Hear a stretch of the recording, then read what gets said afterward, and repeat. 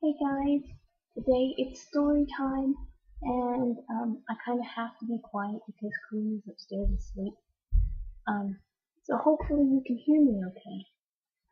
I'm reading a book called Lost and Found by Kitty Neale, and Kitty Neale is the author, and it was published by HarperCollins Publishers in 2009. It's copyrighted. I don't own the rights to this book. I just want to read it. That's all. So let's begin. Chapter 1. Battersea, South London, February 1954. Where do you think you're going? School? Not today you ain't, Lily Jackson told her daughter. Take the pram, which is a baby stroller, out and go over to Chelsea again. I need some decent stuff for a change, and the pickings are richer there. But I had 2 days off last week, and Dad said, sob what your dad said. He hardly stumped up a penny on Friday. If we want to eat, find me some decent stuff to flog, which is so, is more important than flaming school. Anyway, as you leave in just over a month, you might as well get used to doing a bit of graft for a change. Mavis felt an injustice of her mother's words. For a long time she could remember, after school and every weekend, her task had been to take Pram out begging for cast-offs. She hated it almost as much as she hated her name. It had been her great-grandmother's, but even that was better than her nickname. She knew her ears stuck out, that she wasn't clever, and every time the locals called her Dumbo, Mavis burned with shame. Oh, she'd be glad to leave school, dreamed of getting a job, of earning her own money. I won't mind going out to work. Huh? Nobody in their right mind would employ a useless lump like you. But, but, but nothing. Now don't just stand there. Get a move on. Can I take some grub with me? Yeah, I suppose so, but there's only bread and drippings. Mavis hurried to cut 2 thick chunks of bread, spread them with drippings, and after filling an old lemonade bottle with water from the tap, she opened the back door to put them into the large silver-crossed pram. It was a cold, damp February morning, with a chill wind that penetrated her scant clothes. She hurried inside again to throw on her coat before wrapping a long, hand-knitted woolen scarf around her neck. I'm off, Mum. It's about time, too. Be careful with any glass or china, and don't show your face until that pram is full. With a small nod, Mavis walked outside to the yard again, and gripping the pram handle, she wheeled it out into the back alley. It was a long walk to Chelsea, but Mavis kept her head down as she hurried along the Battersea Church Road. She was fearful of bumping into anyone she knew, especially Tommy Wilson and Larry Barnett, 2 boys of her own age who lived at the opposite end of the street. Tears stung her eyes. If her mother had suggested taking tomorrow off, it wouldn't have been so bad, but now she'd miss one of the only lessons she looked forward to. Her art teacher, Miss Harwood, praised her work, saying that she had talent and encouraged her to think seriously about going on to art college when she left school. Of course it was a silly dream. Mavis knew that. Her mother would have her doing something to earn money and would never allow it. To her, art was a waste of time, and she'd never shown interest in any work that Mavis had taken home. Until now, Mavis thought, shivering with anticipation. The end of term painting was nearly complete, and when her mother saw it, instead of shame, Mavis hoped that she would at least see pride in her face. It was good, in fact, according to Miss Harwood, very good, and Mavis couldn't wait for her mother to see it. Lily was glad to see the back of her daughter. Mavis had been a lovely baby and pretty toddler, with dark curly hair and big blue eyes like her father. Her only flaw was her large ears, but another one emerged soon after she started school. When other kids began to learn how to read and write, Mavis was left behind. and her clumsiness became more apparent. Simple things like catching a bob was beyond her, and the only thing she was good at was drawing. What good was that when it came to earning a living? Lily had long since accepted the truth. Her daughter might be pretty, but she was a bit simple, daft, almost as bad as her father. Ron had been an orphan, a Bernardo boy, but at least he could read. At that thought Lily scowled. Yes, Ron could read the racing form and write out the betting slip. Over the years they'd had row after row, which is fighting, argument, about his gambling, but nothing stopped him. In fact, it just got worse, until almost every week his wage packet ended up down at the greyhound track. When he wasn't at the dogs, Ron was in the pub, blowing the last of his wages.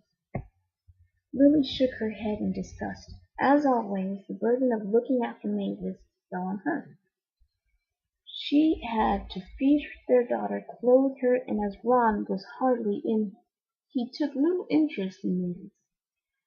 When he rolled home on Friday night, she waited until he fell asleep to search his pockets, hoping against hope that he hadn't blown the lot. All she found was a crumpled £10 note, along with few coppers, and knowing her stock was low, she felt like braining him. She was sick of flogging other people's junk to make a few bob. The old clothes being the worst, she had to wash and iron the stuff, tarting it up as best she could so she could sell it down at the local market.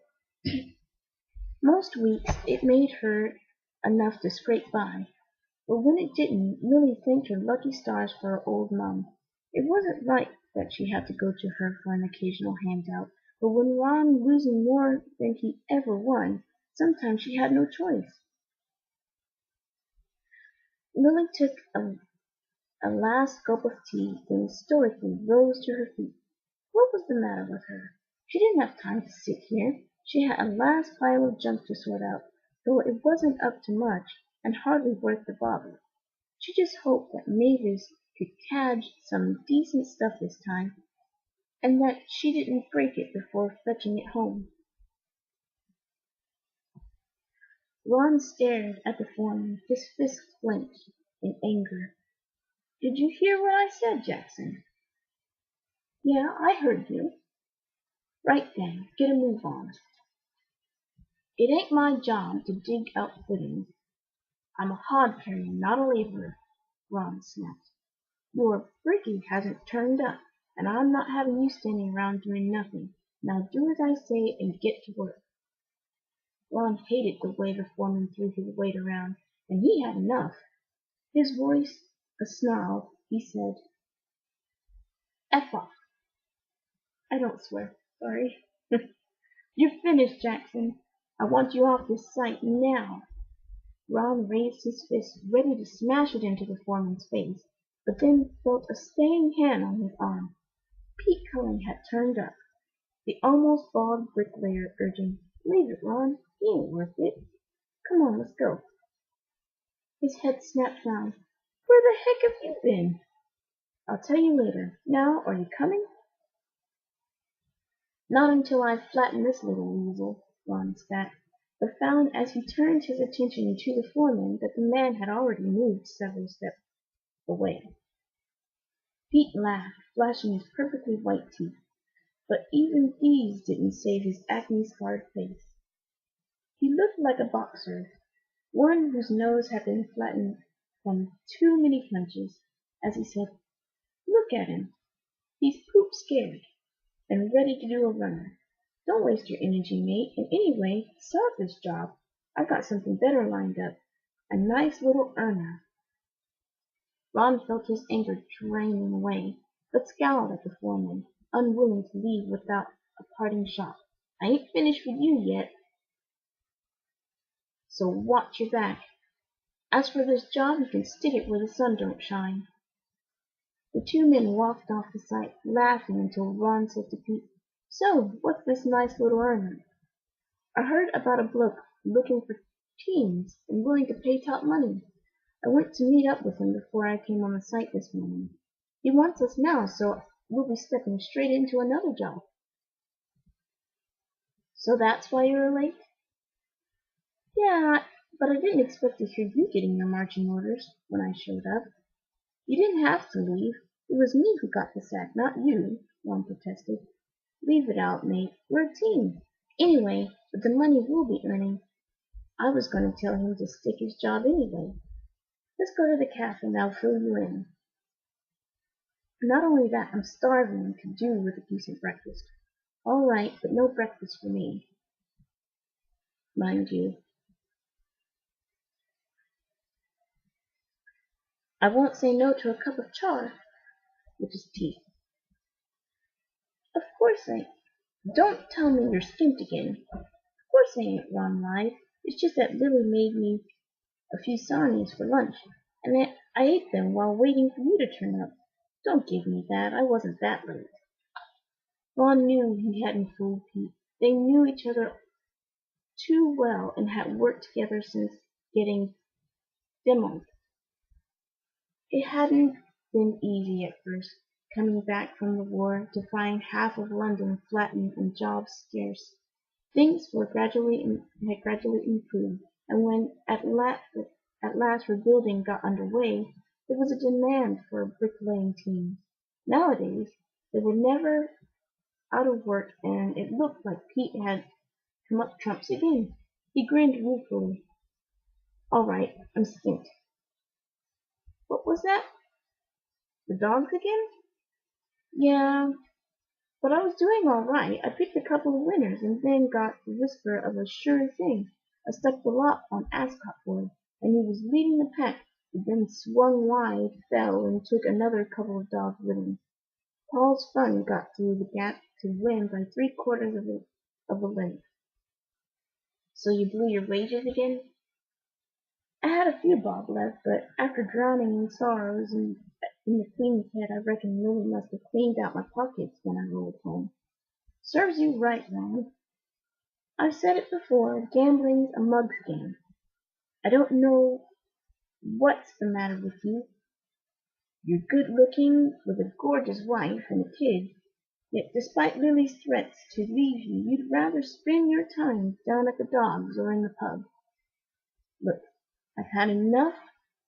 I have had nothing but ear bashing from Lily all weekend, and don't need another one from you. I know I've got to knock this gambling on the head, and I will." "If you really mean it this time, I've got the answer," Pete said as they walked into the cafe and up to the counter. "What's that supposed to mean?" "Whatcha, Alfie?" "2 cups of tea, please, followed by an egg and sausage with fried bread. Twice, please," Pete said, leaving Ron's question unanswered. Just a tea for me." "Ignore him, Alfie," Pete said, and then taking the mugs of tea, he walked over to a vacant table. "What'd you do that for? I told you I didn't want anything to eat," Ron said as he sat down opposite. "It's my treat, and anyway, after hearing what I've got to say, you'll need a full stomach when you tell Lily." "Tell her what?" Pete gulped, took a gulp of tea, wiped the back of his hand across his mouth, and said, "The new job's out of London." "Oh yeah? How far?" "About 30 miles." "What? Leave it out, Pete. That's too far to travel." "Before you start doing your nut, hear me out. You've heard of those new town developments? Well, Bracknell in Berkshire is one of them. They're building houses for thousands of people, but they've got a shortage of tradesmen, and it's behind schedule. That's where we come in. The bloke I met is looking for crews, and the money is top whack. If we put the hours in, it works out at almost twice what we've been earning." Ron pursed his lips. "It sounds good, but there's still a problem with getting there. We'd have to be up at the crack of dawn, and God knows what time we'd get home. There's there's an accommodation on offer. It's only basic, But to earn that sort of money, I'm willing to rough it." "I don't know, mate," Ron said doubtfully. "It's a chance we've been waiting for. We've always talked about starting up our own firm. If you're willing to give up gambling, we could pool our money, save enough to start up. You take that risk on me. We're mates, and after what you did for me, I'm willing to take the risk." Ron's head went down. During a beach landing with friends, he'd seen Pete pinned down by gunfire, too frightened to move. He'd run back, grabbed Pete, hauled him forward, but it had taken a bullet in his leg. It had only been a skimmer, a bit of a flesh wound, and, anyway, it was no more than Pete would have done for him. Pardon me. Now his mate was willing to risk a partnership. But could he do it? Ron agonized. Could he give up gambling? "I don't know, Pete. What if I let you down?" "You won't. There isn't a dog track in Gretna, and I reckon we'll be away long enough to get gambling out of your system. It's time to take stock, Ron. If you don't pull up your socks, you'll end up with nothing. Think about the future. We ain't getting any younger, and if we don't do this now, we never will." Two plates were put in front of them, and Ron's mouth salivated as the smell of sausages and eggs wafted up. Meat was still rationed, with only 4 ounces of bacon allowed a week. But there was more food available now. It was nice to have a real egg instead of that powdered muck they'd been forced to eat during the war. But as Ron picked up his knife and fork to cut into the sausage, he felt a surge of shame. Rationing or not, with most of his money going down to the dogs, there wasn't much food on offer at home. He should be providing for his wife and child, but the pull of the racetrack always won.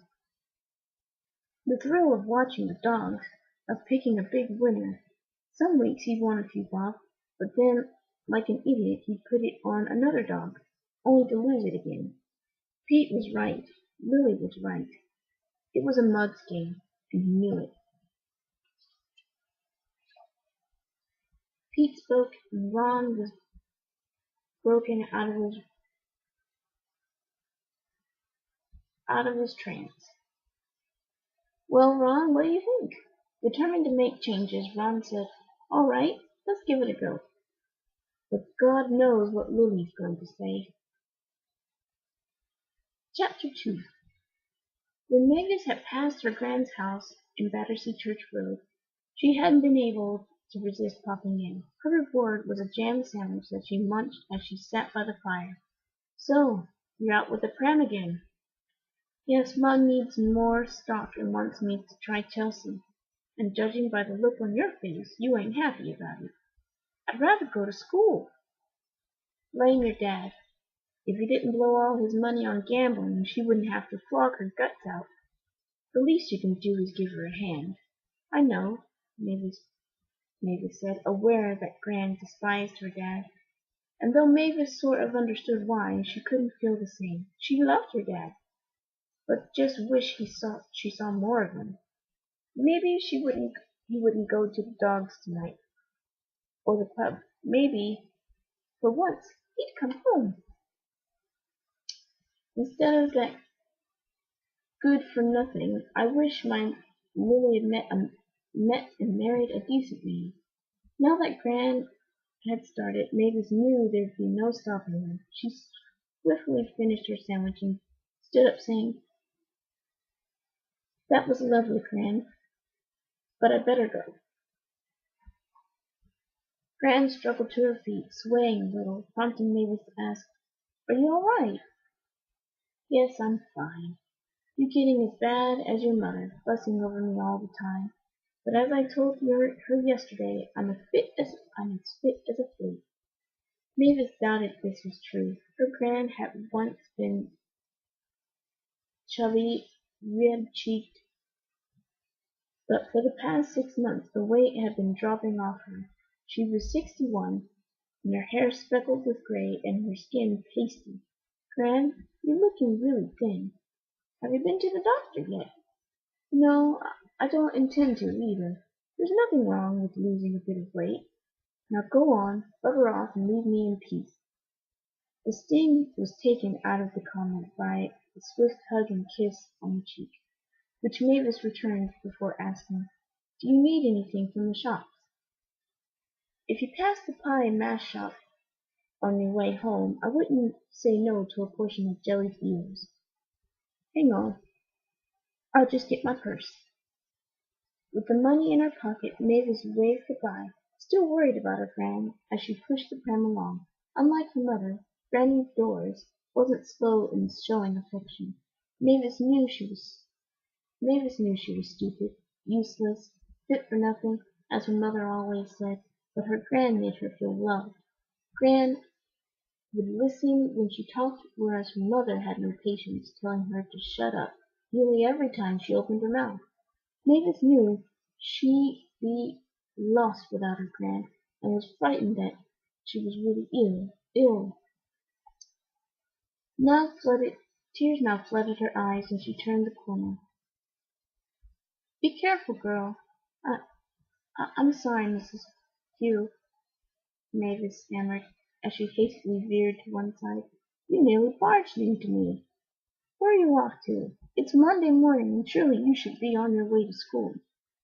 My mom needs more stock. Edith Pugh's neck stretched with indignation. Don't your parents realize how important your education is? My son is 22 now, but when he was at school, I made sure he never missed a day. Now look at him. Alec works in an office and is doing really well. You learn nothing trawling the streets.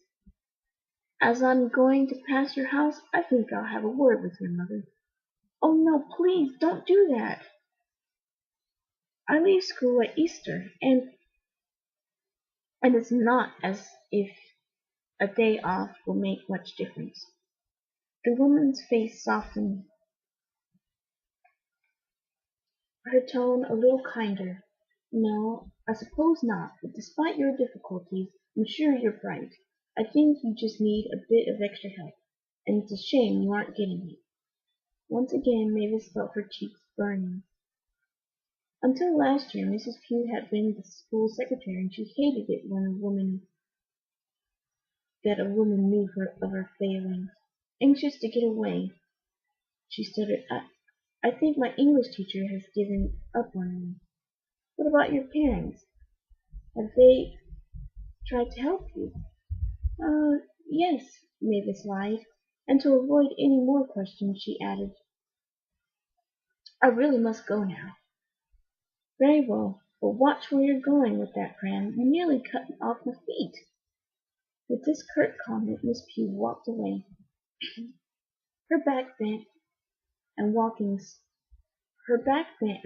stick tapping the pavement, and Mavis too resumed her journey.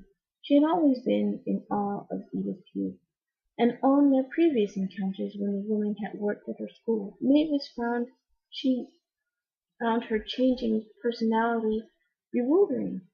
She could be very strict, blunt, and opinionated, yet there'd be times when she'd shown kindness when questioning her absenteeism. Edith Pugh and her son lived in Ellington Avenue, only a 10-minute walk from her own home in Collins Street. But the difference between the two was stark. Ellington Avenue was tree-lined with bay-fronted houses that had a garden back and front. In complete contrast, the houses on Collins Street were flat-fronted, two up, two down terraces with just small concrete backyards. There were no trees, and the only view was of the dismal houses opposite. Mavis had been out so many times with the pram that she knew every road, lane, and street and avenue in the whole area, but Ellington Avenue was one of her favorites, especially in May, when the trees bloomed with founts of pink and white blossom. At last Mavis reached Battersea Bridge, the river grey and sluggish, the wind stinging her cheeks as she walked to the other side. On Cheyne Walk now she hesitated while deciding which direction to take. She could try the houses facing the embankment or those along Beaufort Street. Mavis crossed the road and turned left, a different route from her last voyage. She was immune now to the looks of pity or disdain from people she passed. Her one hope was that it wouldn't take all day to fill the pram. Edith Pugh was deep in thought. Despite the girl's inability to read and write, she was sure that Mavis Jackson was bright, and not only that, the girl was pretty. Yes, but was Mavis malleable? There was only one way she could think of to find out. And now, raising the handle of her cane, Edith rapped loudly on the door. Despite the pain, she managed to keep her back straight and her head high when it was open. Blimey, Edith Pugh! And to what do I owe this honor? Edith hid her feelings of disdain as she looked at Mavis's mother. Despite being pretty, with a good figure, the woman looked a mess, her peroxide blonde hair resembling straw, and her clothes totally unsuitable for a woman in her mid-30s. Edith knew her own hair was mousy brown, but she kept it immaculately permed, and made sure she always looked smart, her clothes nicely tailored. Forcing a smile, she said, "I'd like a word with you about your daughter." "Why, what's she been up to?" "Nothing, other than the fact that Mavis isn't in school. But as she's leaving soon, I think it's time you thought about her future." Lily's head reared with indignation. "Now listen here, lady. You may have been the school secretary, but that don't give you the right to tell me what to do about my daughter." "No, I'm not trying to do that," Edith said hastily. She hated that she had to affect an air of humility, but nevertheless forced her tone to sound contrite. "Oh dear, I'm so sorry. We seem to have gotten off on the wrong foot. You see, I came to see you about offering Mavis a job." "A job? What sort of job?" "I'd rather not discuss it on the doorstep. May I come in?" "Yeah, I suppose so," Lily said, "but you'll have to excuse the mess." Edith was unable to help her eyebrows rising when she went inside. The room was indeed a mess, with piles of junk spread over the linoleum. She could see rusted old saucepans, a frying pan black with grease, a few odd pieces of cutlery amongst the jumble. In another heap she saw china, mostly chipped, and in her opinion only fit for the dustbin. There was a sheet of newspaper on the table, on top of which Edith saw an old dented kettle that Lily had obviously been trying to polish up. "You best sit down," Lily said. Edith pulled out a chair and looked at it fastidiously before sitting. "Right. What's this job about?" Lily asked as she sat down too. "I'm afraid it's only part-time, but I'd like Mavis to work for me. You see, in my early 30s I was diagnosed with multiple sclerosis, and, due to the relapses, I had to give up work last year." "Yeah, I heard, but didn't know why." Edith ignored the interruption. She wanted to get this over with, to leave this dirty house and its many germs behind. "I'm only 43 now, but my disabilities are worsening so much that I need help around the house and with cooking. With your agreement, I'd like Mavis for 2 hours a day, and an hour at weekends." 2 hours a day ain't much of a job, and anyway, Mavis is clumsy cow. I don't think you could trust her not breaking anything." I'm sure she'd be fine with simple tasks, and I can teach her to be less clumsy. It's just a matter of training. Leave it out. I know my daughter, and gave up on her years ago. I'm willing to take the risk. I'll also pay her 1 shilling an hour, which is a good rate for a young, unskilled domestic worker. It ain't bad, but I want her to work for me when she leaves school. Surely you could spare her for a couple of hours a day. Lily's eyes narrowed in thought, and then she began to count on her fingers. I make it 12 hours in total, and she'd earn 12 bob. Yeah, all right. For that money I could spare her. But I warn you, don't come complaining to me if she breaks anything. I won't. I'd like to show Mavis her duties before she starts. Would you send her round to see me? Yeah, but there's no hurry. She don't leave school until the end of term. I really could do with her before then, until she leaves. Could she perhaps do an hour after school and 2 on Saturdays and Sundays? Yeah, but she can't start today. It'll have to be tomorrow. That's fine. I'll send her round to see you later.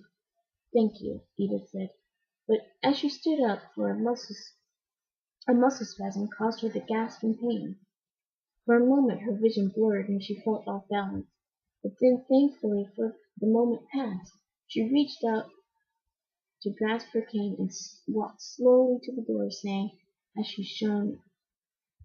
was shown out, "Goodbye, Miss Jackson." "Goodbye," Lily chirped back. When the door closed behind her, Edith heaved in a breath of fresh air. She did it. The first stage of her plan was in place. She just hoped Mavis was a perfect choice. Lily picked up the half-polished kettle, her mind full of the visit as she started to polish the other side. If Edith Pugh really could teach Mavis to be less clumsy, it would make all the difference. The woman had said she was 43, but dressed as though she was middle-aged, matronly. That was the only way to describe Edith Pugh, but she had sounded so sure of herself when talking about Mavis. Maybe she was right. Maybe it was down to training. Lily knew she should have tried harder with Mavis, but busy trying to make ends meet, she hadn't had the time or the patience. When Mavis left school, she'd planned to put her to work, sending her out most days with the pen, and using her on other days to chart out any metal stuff. More stock would increase her profits, but now Lily decided there could be an alternative. She turned the idea over in her mind. Yes, it should work, but Lily didn't want to count her chickens before they hatched. Of course, if Ron had stopped gambling, they'd be in clover, but that was a pipe dream. However, if her future plans for Mavis worked out, she'd be able to take it easy, have a bit of time to put her feet up for a change. By the end of the hour, Lily's arms were aching, but at last she had a pile of now shiny, if dented, saucepans to fold. Not that she'd get much for them. Her sigh was heavy as she washed the muck off her hands. But then the door swung open and Lily spun round, her eyes widening. "Bloomin' heck, Ron! What are you doing home? We got laid off." "Why? What'd you do this time?" Lily asked in exasperation as she hastily dried her hands. "I fell out with the foreman. But before you do your nut, don't worry. Pete's already found us another job, and the pay is a lot better." "Is it now? Knowing you, I doubt I'll see any of it." Ron moved closer, pulling her into his arms. "Yes, you will, love. Things are going to change. You'll see." Lily stiffened at first as Ron's lip caressed her neck. About 16 years of marriage hadn't dimmed her passion for this man. He might be a gambler, his wages gone most weeks before she saw a penny, but his body never failed to thrill her. She moved her hands over him, felt his muscle ripple and melted. It was always the same. She would threaten to leave him, but then be left helpless with desire at his touch. Not this time, she thought, fighting her emotions and pulling away. No, Ron. Come on, Millie, you know you don't mean it, he urged, pulling her closer again, his desire obvious as he pressed against her.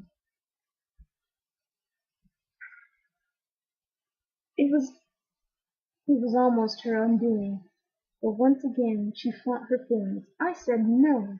Really, Lily, we should make the most of this. When I'm working away, we won't see each other for months. Ron's words were like a dash of cold water. Working away? What do you mean? Oh, I didn't mean to blurt it out like that.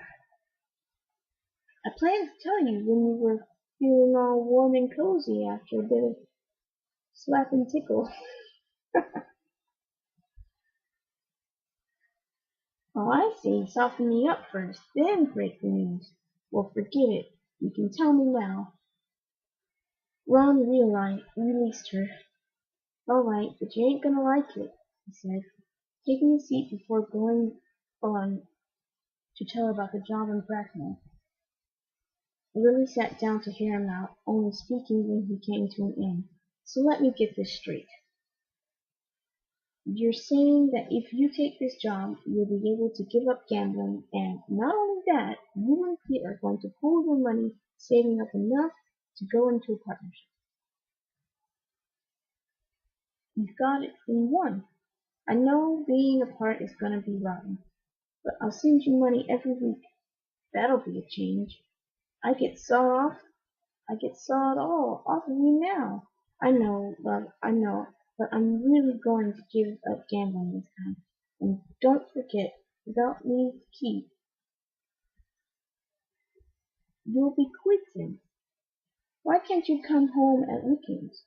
'Cause we're going to put in as much overtime as we can. The more hours we work, the more we'll earn, and by the end of the contract, he thinks we'll have enough to buy a van and all the stuff we need, mixers and such, to start our own firm. Lily's mind was racing. If Ron really did mean it at this time, their lives would be transformed. He'd be able to go into partnership with Pete, and the money would be rolling in. Oh, what was the matter with her? It was a silly dream. Ron would never give up gambling. Years of broken promises were enough to prove that. It's all pie in the sky, she snapped. As soon as you get your first paycheck, you'll be down at the dog track. Ah, that's just it. I won't be able to. There's no greyhound racing in Gretna. For a moment, Lily dared to believe that Ron could change, and then common sense prevailed. You'd find a track somewhere, or something else to gamble on. It's a sickness with you, Ron, and you know it. Yes, but this time I really do want the cure. Pete and me will be in the same accommodation, and if I'm tempted, he'll keep me on the straight and narrow. We'll see. So you say that I won't be there to see it. You could be up to anything, and I wouldn't know. All right, you don't trust me, and I can understand that. But surely you trust Pete. Yes, he's a good bloke, but he ain't your keeper. If you really want to give up gambling, it's down to you. Really, I promise you, cross my heart and hope to die. I really am going to make it this time, Ron said, as he stood up and pulled her into his arms again. I don't deserve you, I know that, but I'll make you proud this time. Once again his lips caressed her neck, and this time Lily couldn't pull away. Ron lifted her up with ease, cupping her legs and in his arms as he carried her upstairs. Okay, that was chapter 1 and 2. And I hope you liked it, and I hope you didn't mind my stuttering sometimes, but I do stutter sometimes. But I hope you like the book, and if it's interesting and you want me to continue, just let me know, and I'll continue. Just leave a comment down in the bottom below. Okay? I'm going to go now before Karina wakes up. I will talk to you soon. Bye for now.